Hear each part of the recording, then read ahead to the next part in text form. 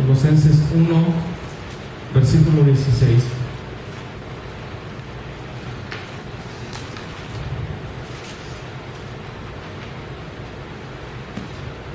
Y dice así la palabra de Dios, hablando de Jesucristo: porque en Él fueron creadas todas las cosas, las que hay en los cielos y las que hay en la tierra, visibles e invisibles, sean tronos, sean dominios, sean principados, sean potestades.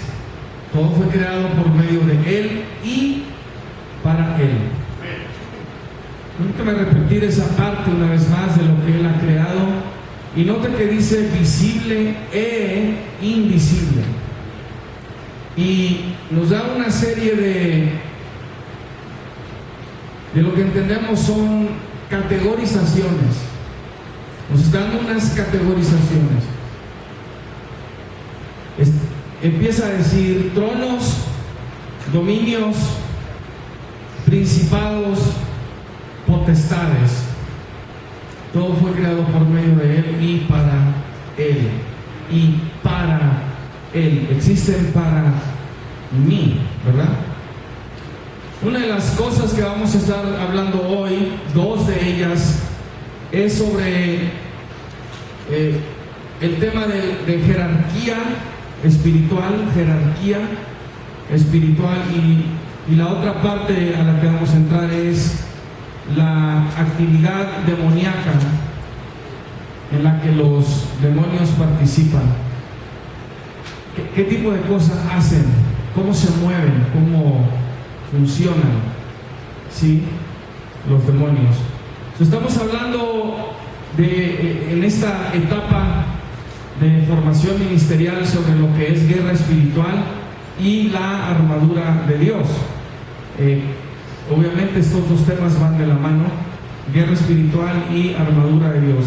La semana pasada vimos, ¿verdad?, que tenemos a un enemigo. Se llama Satanás, es el principal, y tiene a su mando ángeles. Del otro lado está el ejército de Dios. Entonces lo que empezamos a notar en las escrituras es de que hay una jerarquía del lado de Dios y una jerarquía también del lado del enemigo. Se entienda que cuando los ángeles cayeron de la gracia de Dios, que decidieron seguir a Satanás, su poder, su rango y su posición la retuvieron. Solo de que pasaron, por así decirlo, de ser un ángel santo ahora a ser un espíritu inmundo, pero retuvieron su mismo rango, su misma posición y su mismo nivel de poder, ¿sí? Pero ahora están en contra, ¿verdad?, los unos de los otros. Antes todos estaban juntos, antes todos estaban unidos, todos le servían a Dios, hacían los propósitos de Dios, hasta que Lucifer decide pecar en contra de Dios y, según entendemos, convence, engaña, se lleva a la tercera parte de las estrellas, simbolismo de ángeles, y la tercera parte de lo que estaba con Dios lo siguieron a él. Los designios a seres espirituales, como ya escuchamos ahorita, a principados, potestades, gobernadores de las tinieblas, huestes de maldad, dominios, tronos, en otro lado comenta también Efesios, a autoridades y señoríos.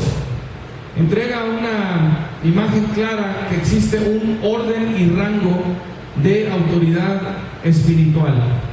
A esta organización la llamamos jerarquía espiritual. El orden de autoridad que conocemos desde el más superior al más inferior en rango lo vamos a comentar en resumen. También puede leer, aparte de Colosenses 1:16, Efesios 1:20 al 23. Efesios 1:20 al 23. Ahora, obviamente la lista que vamos a estar viendo aquí no es completa, pero vamos a estar viendo algunos de los principales que están en la palabra de Dios. Sí, primero tenemos al que se le identifica como serafín. Se les describe a estos seres como seres ardientes, de fuego, fulgurantes. En Isaías, los serafines están sobre el templo y trono de Dios y a la orden directa de Dios. Tienen acceso al altar de Dios y cantan continuamente alabanzas a Dios. Nunca paran. 24/7. Usted nunca vaya a dejar que el enemigo venga y le diga: tú oras de más, tú cantas de más, tú lees la palabra de más. Yo creo que hasta Dios aburres. Porque yo quiero que usted sepa que delante de Dios siempre hay alguien adorándolo, alabándolo, glorificándolo, cantándole, exaltándolo, sin parar.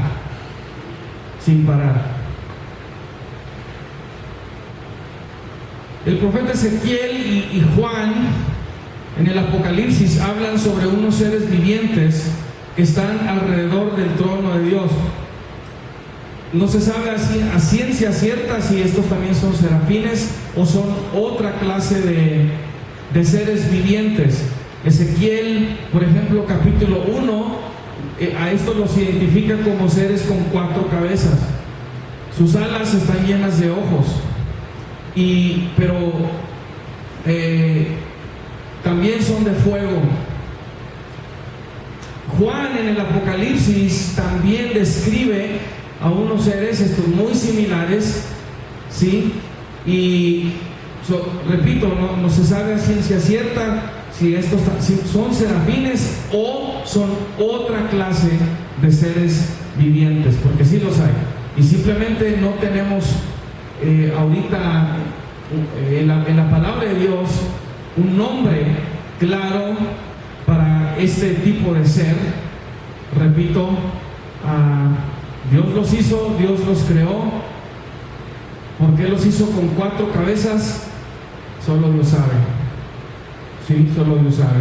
Pero Él los hizo. Hay otros seres, aparte de nada más ángeles, diríamos nosotros, comunes y corrientes, ¿verdad? O la idea que tenemos de que es un ángel, muy influenciada, yo diría, por lo que se ve en la televisión, lo que se ve en las películas.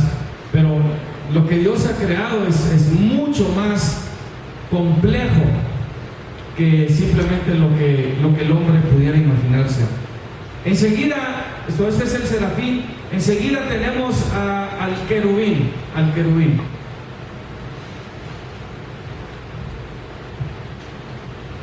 El querubín recibe autoridad como protector de las cosas sagradas de Dios y de su trono.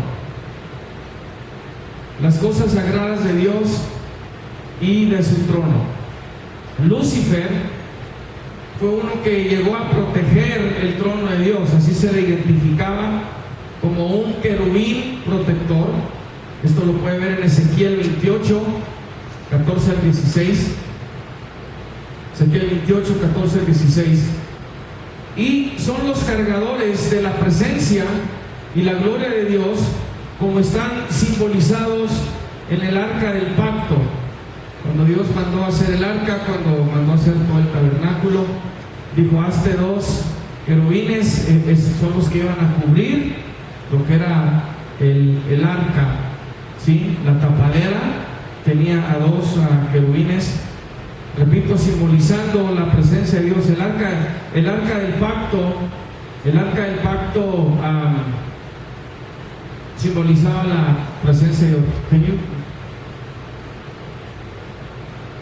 También vemos en Génesis 3:24 que protege la entrada al jardín del Edén para guardar el camino del árbol de la vida. Y estos querubines también sirven alrededor del trono de Dios. Es el querubín. Seguida tenemos al arcángel. Es el rango de ángel que actúa por parte de Dios en los asuntos humanos para guerrear, intervenir, entregar visiones, mensajes y anuncios de la presencia de Dios.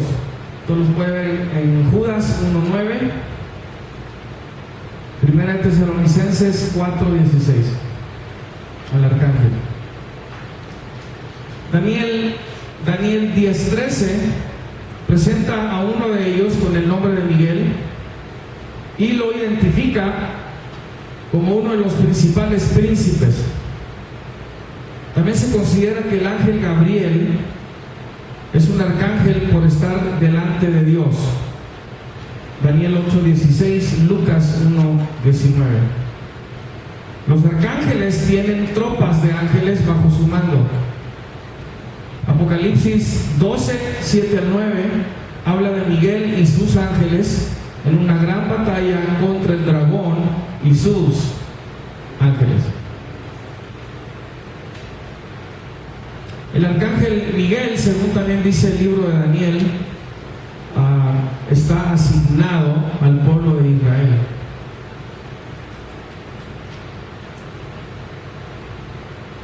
Hay arcángeles asignados también a diferentes naciones, puede que estén asignados a diferentes regiones o toda un área.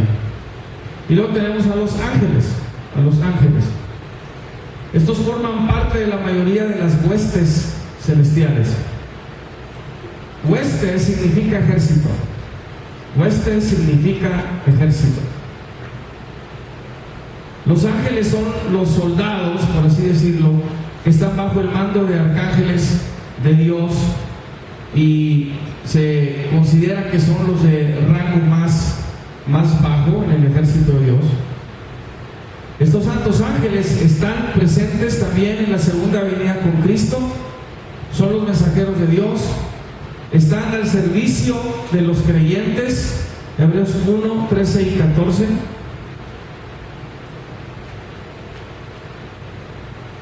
Podemos decir con toda certeza y con fe en la palabra de Dios que todos los que estamos aquí tenemos a ángeles asignados.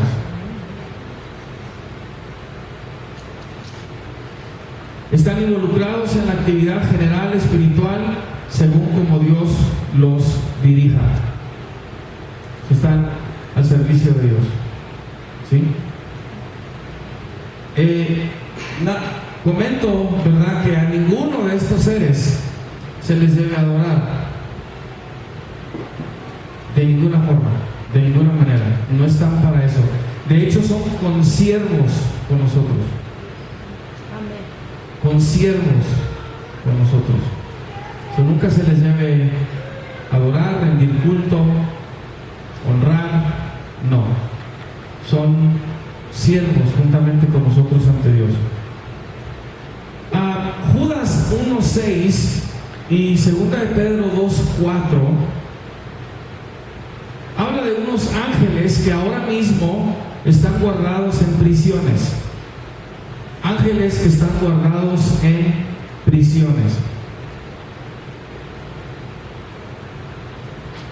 Así se les identifica como ángeles, pero yo creo que al estar guardado en prisiones, y algunos comentaristas piensan así, es de que estos ángeles fueron ángeles realmente muy poderosos, bastante poderosos. Y los apóstoles Judas y Pedro comentan sobre estos ángeles y dice que están guardados en prisiones de oscuridad para el juicio del gran día. Ahí se van a quedar.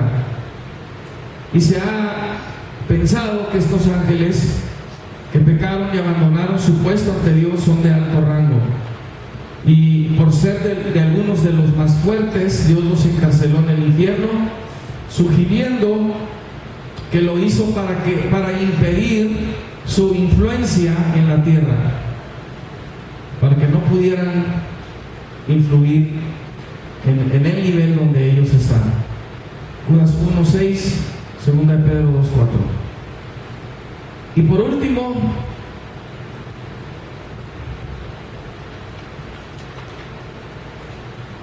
tenemos lo que leímos ahí en Colosenses 1:6. Tronos,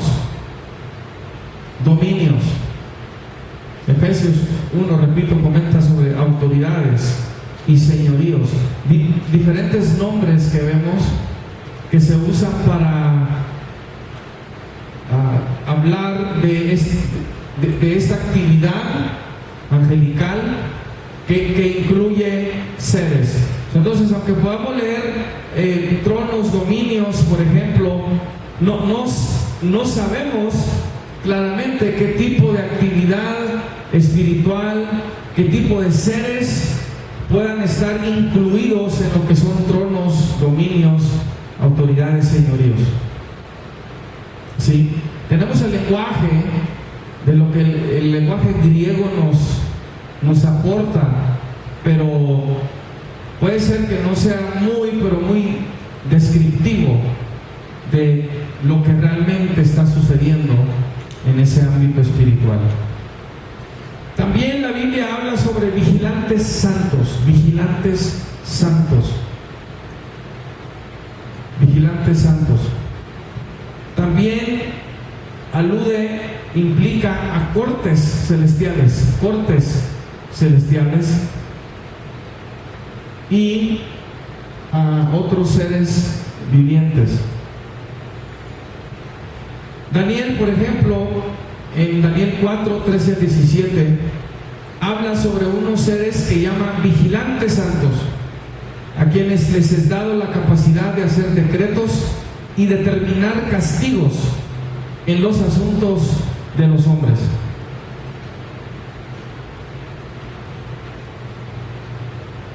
Como parte también de la jerarquía espiritual de Dios, existen cortes celestiales que también tratan asuntos y pueden hacer o recomendar juicios sobre los seres humanos.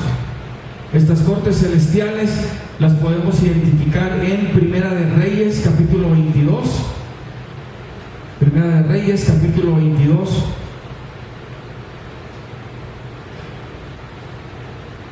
¿Por qué la imagen o el concepto de una corte? En Primera de Reyes 22, Dios va a hacer un juicio contra un rey. Pero entonces dice que todo el ejército de Dios está ahí alrededor de él. Y Dios está haciendo preguntas. ¿Cómo le hago? Como si no supiera, obviamente sí sabe. ¿Qué vamos a hacer para inducir a este rey a tal lugar? Porque ahí es donde voy a castigarlo. Y dice que unos decían de una forma, otros decían de otra forma. O sea, están aportando. Y si alguien llega a decir algo que se alinea a lo que Dios quiere hacer y dice, eso es lo que vamos a hacer, eso es lo que va a funcionar, entonces ya es, lo que se habla, ya se habla en términos legales. En cuanto a Dios, algo es legal y es lo que se va a hacer. En este evento, en este caso, el espíritu se presenta delante de Dios, se cree que es inmundo, se cree que es un demonio incluso, y dice: yo voy y seré espíritu de mentira en la boca de los profetas. Y Dios dice: ve, porque lo vas a conseguir. Y ese es el plan que se llevó adelante. Ahora, Dios en muchas ocasiones, vemos en la Biblia, Él es el que determina, Él es el que habla, Él es el que dice. Pero también vemos que en esta ocasión Él está pidiendo el punto de vista de el resto de su ejército. Quienes estén ahí, por ejemplo, Apocalipsis 4:4 comenta sobre 24 ancianos que también están alrededor del trono de Dios. Ancianos, estamos pensando, ¿verdad?, en términos de gente sabia, que sabe, que entiende, y al estar ahí alrededor del trono de Dios, obviamente están también hablando, aportando. 24 ancianos. Se les identifica como ancianos, ¿verdad? Para nosotros normalmente se nos va a venir una imagen de un hombre, de una persona, y puede ser, pero también pueden ser otros seres no identificados, ¿sí? pero sabemos que son 24 ancianos. Y no solo eso, vemos que de los 24 ancianos, según Apocalipsis también habla, están alrededor del trono de Dios. También vienen y le dan revelación a Juan, se dirigen con Juan. Esto está en Apocalipsis 5:5, Apocalipsis 7:13 al 17. Entonces hay una interacción entre uno de los ancianos y Juan, y le están hablando de lo que le habla, de lo que ellos saben y de lo que ellos entienden. A través de la Biblia vemos esta actividad angelical, vemos esta actividad de seres y cómo Dios los usa, cómo Dios los dirige y cómo los envía para llevar mensajes, para dar revelación, etcétera. Todo el ejército de Dios está también muy involucrado en todo lo que Dios hace, aparte de, obviamente, de su propio espíritu, ¿verdad? Que está en todas partes.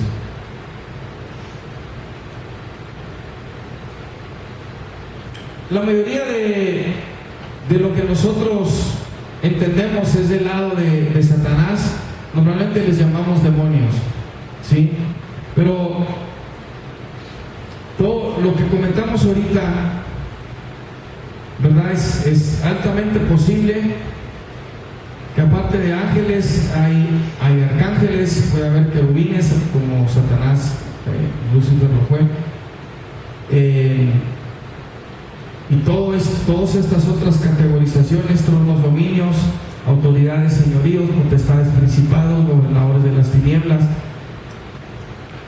todos estos están también del lado de Satanás.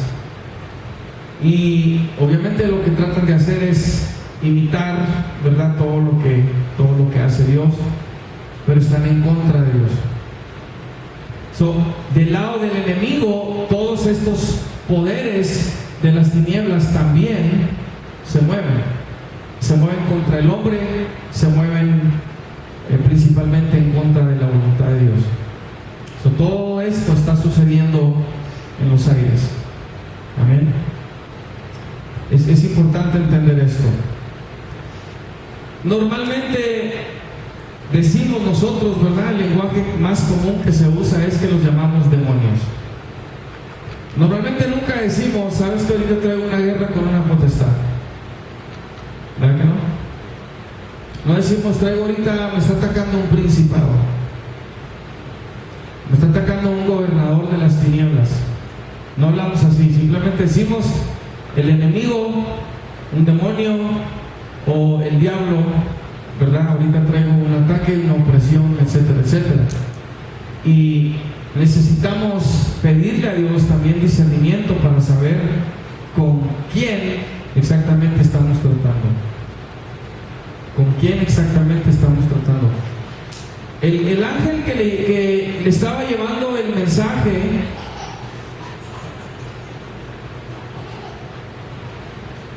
a Daniel,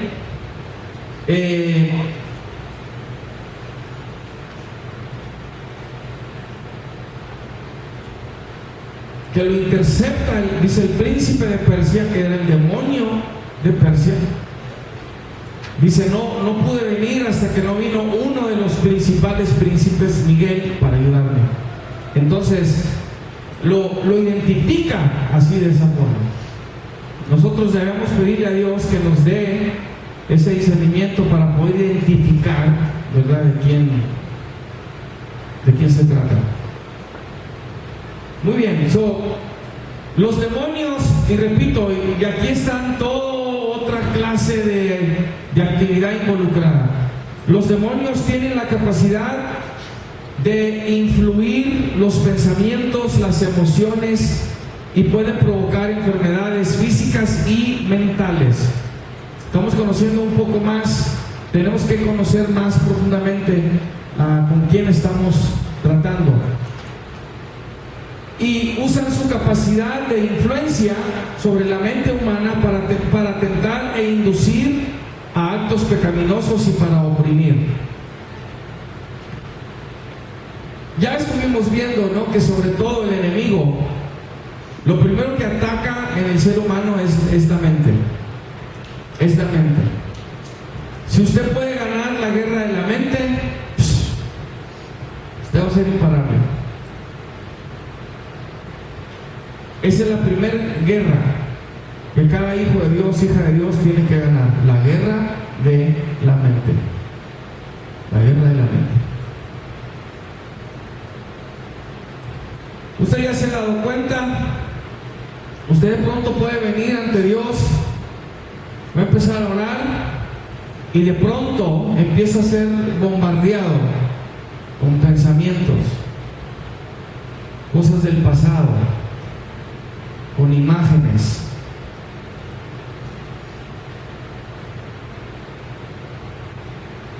Y usted no está pensando en eso, pero un demonio ahí se presenta para ya perturbarle y no permitir o estorbar que usted no ore. Va a venir sobre su mente. Tiene la capacidad, y yo no tengo otra forma de escribirlo más que decir, que pueden proyectan estos pensamientos, proyectan estas imágenes, afectan las emociones, dependiendo cuánto ya te han estado trabajando. Porque ellos te trabajan, aun cuando tú no te estás dando cuenta, te están trabajando. Y cuando te trabajan, son en momentos específicos donde ellos sacan a tu conciencia un pensamiento que ya depositaron en tu subconsciente. ¿Sí? Entonces es importante entender esto. ¿Qué debes hacer en el momento que tú vas a orar? Te empieza a bombardear con pensamientos negativos, pensamientos del pasado, algo que hiciste hace 20 años y te lo trae a memoria, o ciertas imágenes, ¿verdad?, que son perturbantes, etcétera. ¿Qué debes hacer? Si tú entiendes que ya se trata de un demonio y que no eres tú quien está generando eso, tú tienes que resistir, pelear a través de ello, ignorarlo y orar. Porque el enemigo te va a querer decir: Dios no te está escuchando, Dios no te está haciendo caso, Dios ahorita mírate, mira lo que estás pensando, y no eres tú. Y no eres tú. Tienes que llamarlo por el mentiroso que es, por el engañador que es, y reprenderlo. Que se vaya, se aparte, porque tú estás ahorita ahí pasando un tiempo con el Señor. Incluso hasta dile: Señor, yo vine a buscarte, yo vine a adorarte, quiero pasar este tiempo contigo. Dile a este que se vaya. Porque este es un tiempo tuyo y mío. Y no tiene aquí nada que hacer, no tiene nada que decir. Repréndelo en el nombre de Jesús, que se retire. Y usted va a empezar a notar un cambio ahí en su atmósfera espiritual. Esta capacidad de manipulación mental la encontramos usada por el diablo en el huerto del Edén cuando engañó a Eva, y es evidente en Pedro cuando lo usa para tratar de convencer a Jesucristo, ¿verdad?, que no vaya a la cruz. Pedro es el que viene y le dice: no te permitas esto, ten compasión de ti. El Señor le dice a Pedro: apártate de mí, Satanás, merece escándalo. Satanás está usando a Pedro, así como ha usado a otra gente para atacarte a ti y decirte de cosas. Y permítame, y no se me sienta mal, y así como ha usado su boca para hacerle daño a otros. Es un demonio, es Satanás. Ahora, decimos Satanás o decimos diablo. Él no es omnipresente, ¿sí? Incluso ahorita puede andar en, yo no sé, otra parte del mundo. Pero decimos diablo, decimos Satanás, porque él es el principal. Pero con quien normalmente batallamos va a ser un demonio, una hueste. Repito, si puede ser un principado, una potestad, un señorío, una autoridad, un trono, un dominio. Y para esto hay que pedirle a Dios discernimiento. Pero tratar con el mismo Satanás va a ser muy, honestamente, raro. Pero así lo hablamos y así lo decimos, ¿sí? Pero en estos dos casos sí fue Satanás, porque la Biblia sí lo identifica. Repito, ahí en el huerto del Edén y cuando usó a Pedro.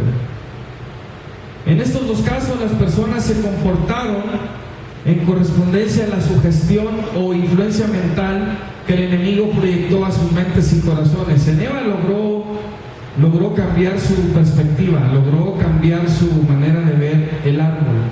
El árbol prohibido, de pronto lo ve codicioso, lo ve agradable, lo ve bueno para comer.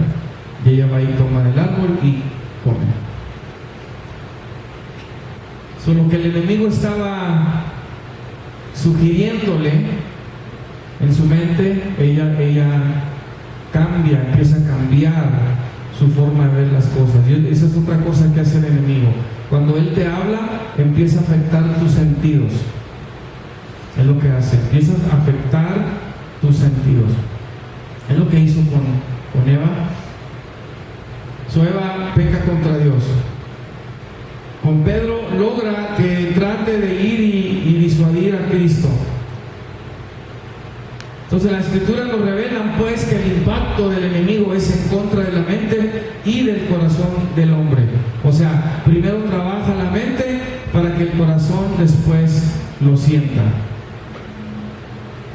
Y ya exista una correlación o correspondencia entre la mente y el corazón. O sea, ahora no nada más lo pienso, ahora también lo siento. Y ya es más peligroso cuando lo sientes, porque entonces ya te enfocas en el sentimiento. Pero si esto no es así, ¿por qué me siento así? Y es muy posible que el enemigo ya introdujo algo en ti, donde ahora es el sentimiento el que toma precedencia. Y luego empieza el pensamiento, y más sentimiento, y más pensamiento, y más sentimiento. Y la cosa se empieza a hacer más fuerte. Hay otros dos ejemplos sobresalientes de este efecto sobre la mente y el corazón, y los vemos en relación a Judas Iscariote, el discípulo que traicionó y entregó al Señor Jesucristo, y en relación a Ananías y Zafira, a quienes indujo el diablo a mentirle a Dios. En ambos casos el diablo afecta el corazón por medio del pensamiento, es lo que hace. Una vez más, afecta el corazón por medio del pensamiento. La mente que Dios nos ha dado es realmente poderosa. Todo lo que Dios nos ha dado es bueno. El problema es cuando se corrompe. Y Satanás sabe esto. Dice la Escritura que él era el sello de perfección, hasta que se halló en ti maldad. Todo lo que Dios nos ha dado es bueno, pero cuando ya hay corrupción, cuando se daña, es cuando se empieza a usar en otras cosas para otros propósitos.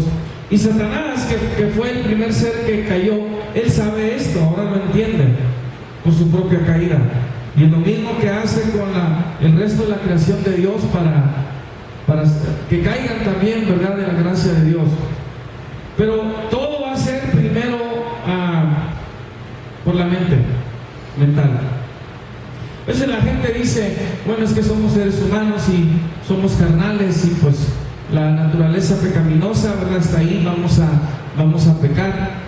La carne sí es el instrumento, es por el cual ya voy y hago lo que voy a hacer. Antes que yo vaya y tome esa cerveza, antes que yo vaya y tome esa droga, antes que yo vaya y haga lo que vaya a hacer en contra de Dios, ¿qué tuve que hacer primero? Pensarlo.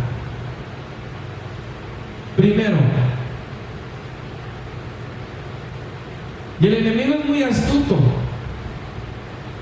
Mira, ve, hombre, no vas a hacer nada, tú nada más vas a estar ahí, nada más vas a ir a ver. ¿Verdad? Si nadie sabe lo que está hablando. ¿Verdad que sí? Tú nada más vas a ir para ayudarle a esta persona, tú nada más vas a esto, tú no vas a hacer nada. Right. Ya está en la mente. ¿Sí? So, antes de que ya hiciste el acto pecaminoso, primero lo estuviste pensando. Y en algunos casos, bastante. Porque este proceso, lo que Satanás hace es que usa un proceso que te desgasta. Te desgasta y te desarma. Es lo que hace. Te desgasta y te desarma. Te trabaja. Es lo que hace, te trabaja. Se le olvide que es un seductor. Y promete muchas cosas.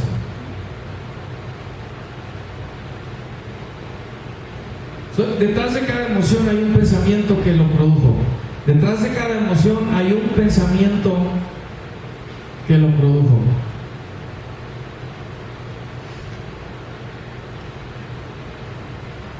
Sobre Judas dice la Escritura que el diablo puso en su corazón entregar al Señor.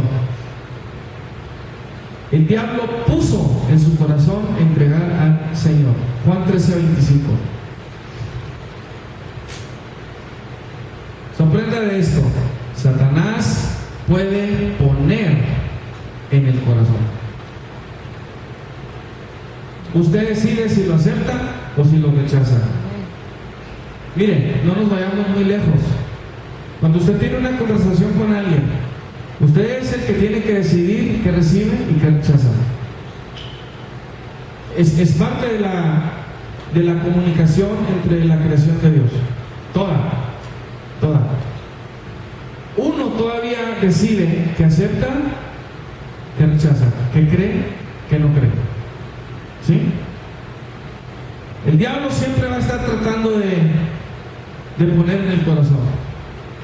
Ananías y Zafira dice que Satanás llenó sus corazones para que le mintieran al Espíritu Santo.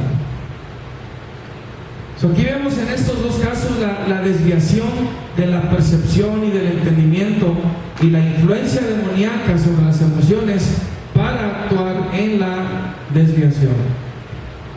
Lea conmigo en 2 Corintios 11, 3 y 4.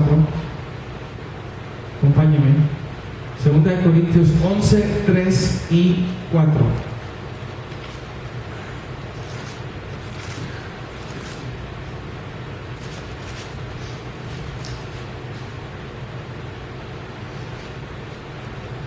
Dice así: pero temo que como la serpiente con su astucia del griego es truco, es artimaña, ¿sí? Y lo que está haciendo es que te trabaja la mente, te va a estar trabajando la mente. Con su astucia engañó a Eva. Vuestros sentidos sean de alguna manera extraviados de la sincera fidelidad a Cristo. Dice, porque si viene alguno predicando a otro Jesús que el que os hemos predicado, o si recibís otro espíritu que el que habéis recibido, u otro evangelio que el que habéis aceptado, bien lo toleráis. ¿Por qué? Porque ya tus sentidos están siendo extraviados, ya el discernimiento ya no está ahí, está ya afectado. El proceso, repito, que usa Satanás para extraviar es uno de agotamiento, desarme mental, y lo hace para llevar a la corrupción moral. Satanás opera este proceso de agotamiento y desarme mental por medio de la actividad de las influencias demoníacas que se mueven en los aires. Es realmente impresionante ver cómo la mente humana puede ser tan ciega e influenciada para tolerar la idea de otro Jesús, otro espíritu u otro evangelio. Lo que tú le muestres a alguien claramente por las Escrituras, que están equivocados, no lo pueden ver, no lo pueden recibir. Y tienen a otro Jesús.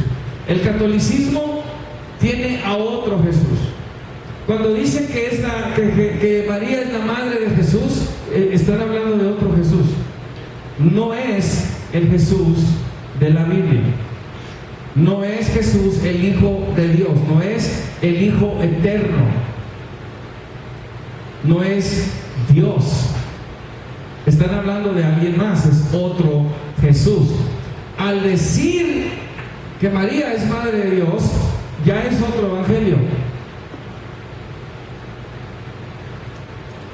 Y peor, es otro espíritu. Lo mismo con los testigos de Jehová, es otro Jesús, es otro evangelio, es otro espíritu. Lo mismo con los mormones, es otro Jesús, es otro espíritu, es otro evangelio, es otro mensaje. Lo mismo con el Islam, es otro Jesús, es otro espíritu, es otro mensaje. Lo mismo con el hinduismo, pueden reconocer a Jesús, pero es otro Jesús, es otro mensaje, es otro espíritu.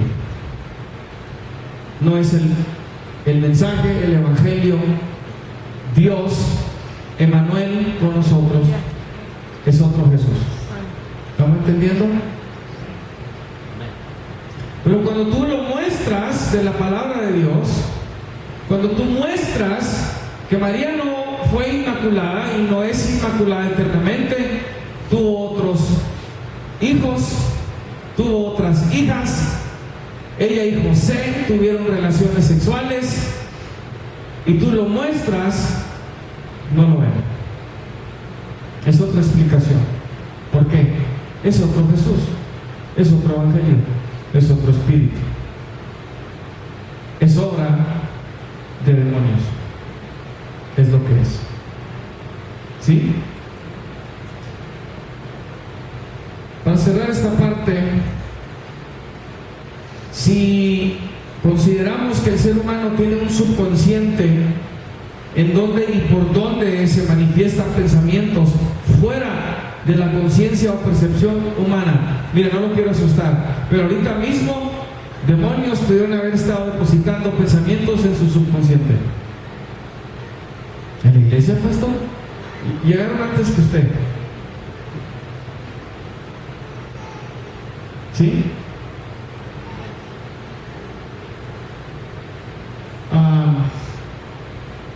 ¿Se darían cuenta?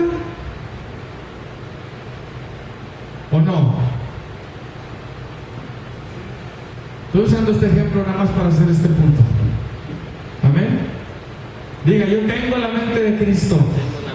¿Verdad? Amén. Si consideramos que el ser humano tiene un subconsciente en donde y por donde se manifiestan pensamientos fuera de la conciencia o percepción humana, entonces podemos comprender que al no saber que hay pensamientos operando en la parte inconsciente del ser humano, la persona no podrá diferenciar entre sus pensamientos y los pensamientos demoníacos proyectados a su subconsciente. ¿Por qué pienso en esto? ¿Por qué pienso de esta forma? ¿Por qué siento hacer esto? Si yo no quiero, yo ni siquiera ando pensando en esas cosas. ¿Por qué las pienso? ¿Por qué de repente pienso de esta forma? ¿Suena familiar? Porque no son tus pensamientos. They're not yours. An ungodly spirit, a demon, put it there. They can. ¿Verdad que los pensamientos, los comentarios de alguien más se convierten en tus pensamientos? ¿Verdad que sí? Tú decides si lo aceptas o no lo aceptas, qué crees o qué es lo que no crees. Eso ya depende de ti. Tú tienes que filtrar, tú tienes que escuchar, tú tienes que ver ¿Y qué es lo que tienes que rechazar? Examinarlo todo, retener lo bueno. Para esto tienes que tener filtros, tienes que tener discernimiento, tiene que haber percepción para permitir, para ver qué voy a dejar entrar y qué no es lo que no voy a dejar entrar. Miren, no piensen en un oso blanco. Sean honestos, ¿cuántos pensaron en un oso blanco? Levanten la mano.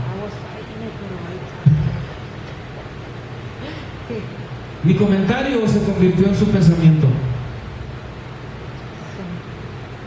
Es tan tremendo así. Por eso Satanás siempre se encarga que te llegue la voz de ataque, de negativez, de crítica, porque sabe que te puede afectar. Se encarga que imágenes vuelvan a subir a tu conciencia. Es una guerra. Es una guerra. La primera guerra que tiene que ganar el hijo de Dios, la hija de Dios, es la de la mente. La de la mente. Si tú no entiendes esto, entonces tú no vas a diferenciar entre tus pensamientos y las proyecciones demoníacas, y vas a pensar que eres tú, que todo lo que entra en tu mente eres tú. ¿Sí?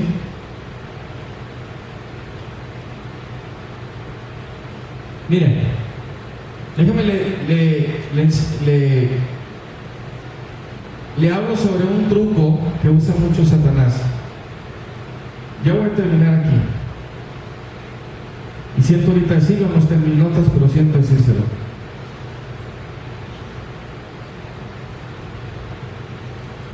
Usted empieza a pensar en una persona, en alguien, ¿sí? Y suele suceder. Y de pronto, tú te dices, o a lo mejor sí sabes, ¿verdad? Pero puedes decir, no sé por qué estoy pensando en esta persona. O a lo mejor sí sabes por qué estás pensando en esta persona.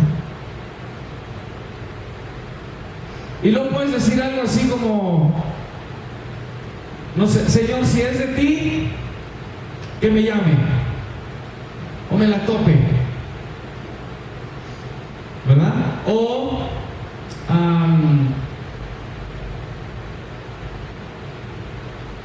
puedes decir, me gustaría que me llamara, me gustaría que esto, ¿no? Pasa mucho. Ok, lo que Satanás hace es esto. Te está proyectando ese pensamiento y crees que eres tú, porque no te das cuenta que tú ni siquiera piensas en esa persona. ¿Right? Y lo que no sabes es que un demonio ya está trabajando a esa otra persona para que se conecte contigo. ¿Por qué razón? Solo Dios sabrá por qué. Y de pronto está haciendo lo mismo con esta persona, pero esta persona le dice, y siempre es en el personal, le voy a hablar. Y te llama. Y cuando te llama y ves tu teléfono, le haces,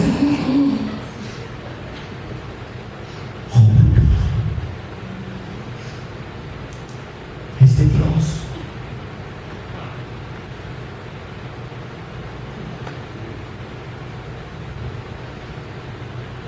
Y lo contestas, no me vas a creer. Estaba pensando hoy en ti. Y mira, no, pues yo también. ¿Quién sabe, verdad? Demons.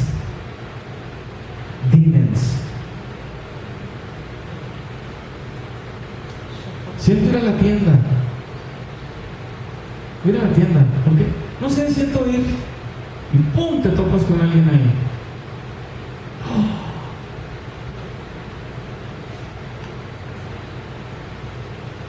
¿Alguien sabe de lo que estoy hablando?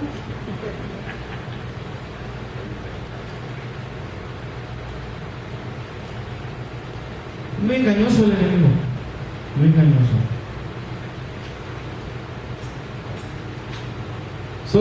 Cuando no hay este discernimiento, la persona cree que todos los pensamientos son suyos.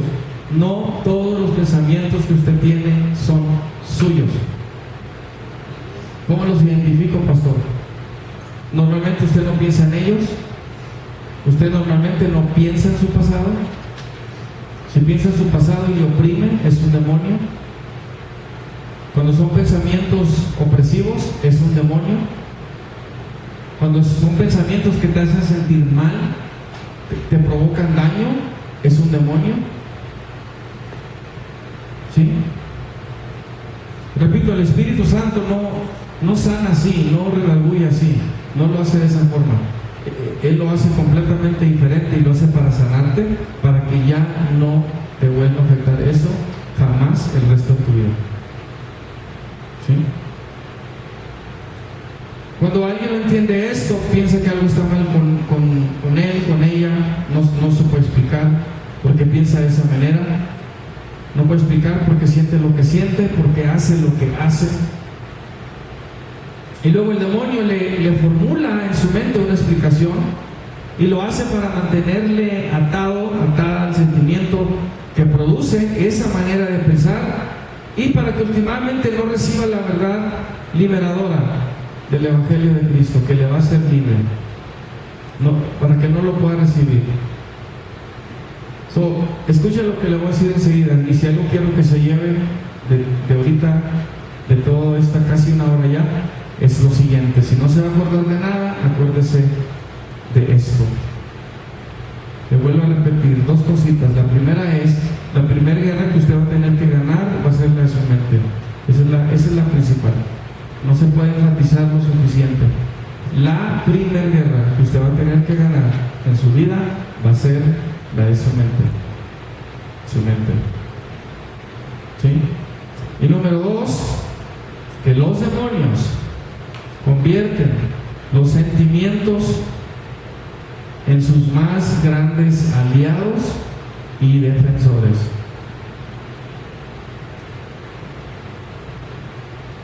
Los demonios convierten los sentimientos en sus más grandes aliados y defensores. Por eso se les llaman imaginaciones o fortalezas mentales.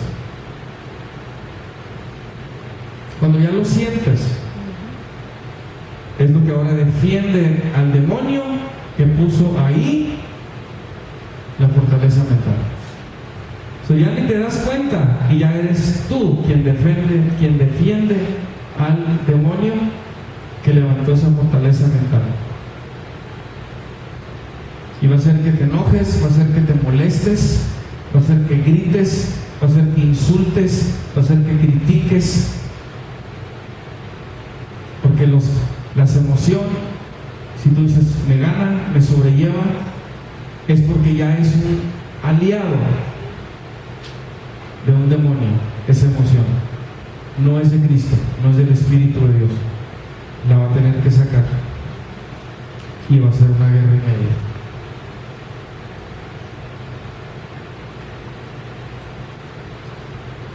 Salmo 19:12 dice: ¿quién podrá entender sus propios errores? Líbrame de los que me son ocultos. Este es el subconsciente. Está hablando de lo que no sé. Aquí se nos entrega una revelación. ¿Quién podrá entender sus propios errores? Líbrame de los que me son ocultos. Salmo 19:12. Indicando que hay pensamientos en la mente del hombre fuera de su conocimiento que lo inducen a comportarse de una manera errónea. ¿Qué tenemos que hacer? Para contrarrestar, detener este tipo de ataque mental, necesitamos el discernimiento del Espíritu Santo y vivir en los pensamientos que nos aporta la palabra de Dios.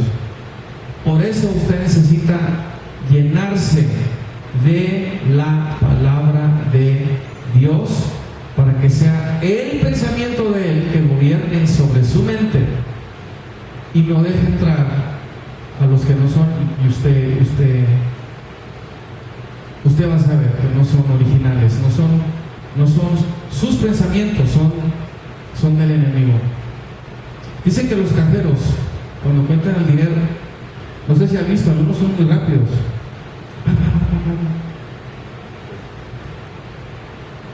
Están tan familiarizados con el original que cuando su tacto, díganme amigo sentido, cuando su tacto viene en contacto con un billete falso, se detienen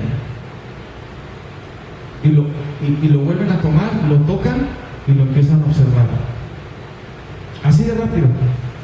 Este no se sintió bien, este no se sintió original. Así con el pensamiento. No, este pensamiento que acabo de tener no es mío, lo reprendo y lo rechazo, lo llevo cautivo a la obediencia a Cristo. Eso es lo que se tiene que hacer. Amén. La siguiente clase vamos a estar viendo sobre más actividad demoníaca, en qué otras áreas se mueven y cuáles comportamientos promueven en el ser humano.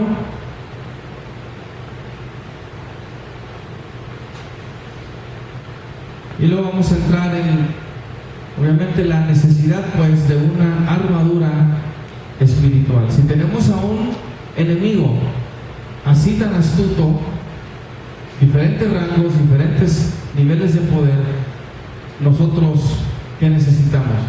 Aparte que tenemos el Espíritu Santo de Dios viviendo dentro de nosotros, también nos habla sobre una armadura espiritual y un arma. Amén. Y continuamos la semana que entra. Formación ministerial, estamos hablando de guerra espiritual y la armadura de Dios. Nos vemos el próximo jueves.